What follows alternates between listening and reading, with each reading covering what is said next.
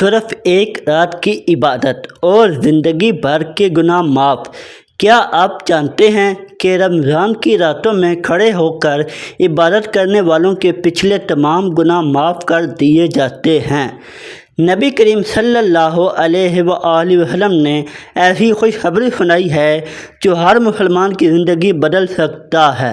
حضرت صلی اللہ علیہ وآلہ وسلم نے فرمایا، جو کوئی رمضان میں راتوں کو ایمان رکھ کر اور ثواب کے لیے عبادت کرے، اس کے اگلے گناہ بخش دیے جاتے ہیں۔ رمضان مبارک اللہ تعالیٰ کی بے شمار رحمتوں، برکتوں اور مغفرت کا مہینہ ہے۔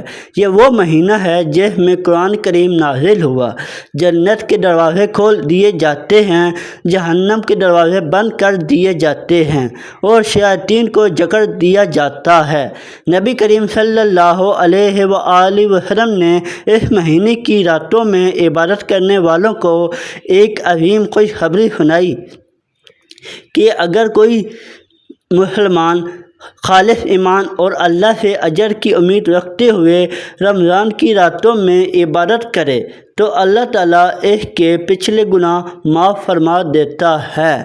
ایمان کے ساتھ کا مطلب، حدیث میں ایمانت کا مطلب یہ ہے کہ بندہ پورے یقین کے ساتھ عبادت کرے اور اس بات پر کامل ایمان ہو کہ اللہ تعالیٰ ہر عمل کو دیکھ رہا ہے، ہر دعا کو سن رہا ہے اور اپنے وعدے کے مطابق بہترین اجر عطا کرے گا۔ صرف عبادت یا رسم کے طور پر نہیں بلکہ اللہ تعالیٰ کی رضا حاصل کرنے کے لیے ہونی چاہیے۔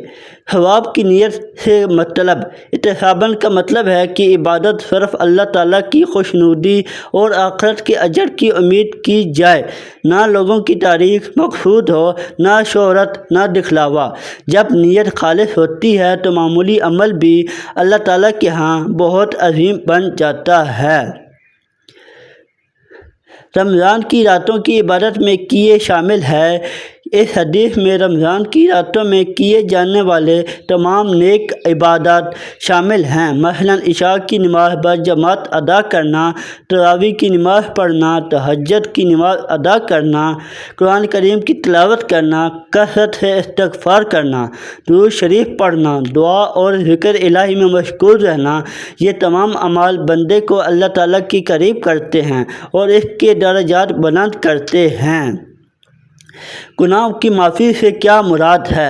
علماء اکرام نے وضاحت کی ہے کہ اس حدیث میں عام طور پر صغیرہ چھوٹے گناہوں کی معافی مراد ہے کہ جبکہ کبیرہ گناہوں سے معافی کے لیے سچی توبہ، ندامت اور دوبارہ نہ کرنے کا عزم ضروری ہے۔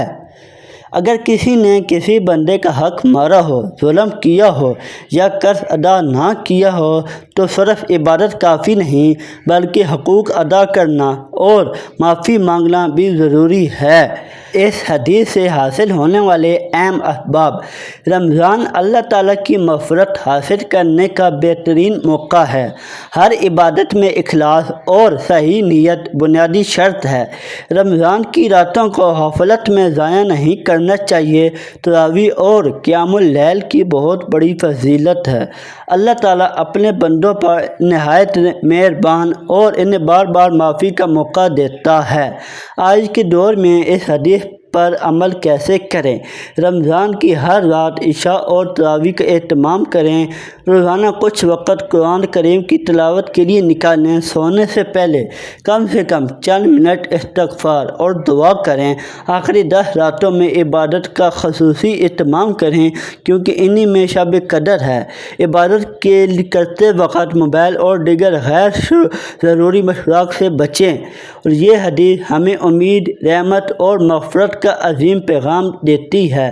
اگر ہم رمضان کی راتوں کو ایمان، اخلاص اور ثواب کی نیت کے ساتھ عبادت میں گزاریں تو اللہ تعالیٰ اپنے فضل سے ہمارے گزشتہ گناہوں کو معاف فرما سکتا ہے۔ اس لیے رمضان کی ہر رات کو قیمتی سمجھیں۔ نماز، قرآن، دعا اور استغفار کو اپنی زندگی کا حصہ بنائیں۔ اللہ تعالیٰ اپنی مغفرت، ہدایت اور جنت الفردوس کی دعا کریں۔ اللہ تعالیٰ ہمیں رمضان کی راتوں کی قدر کرنے، اخلاص کے ساتھ عبادت کرنے والے اور اس حدیث پر عمل کرنے کی توفیق عطا فرمائے۔ آمین۔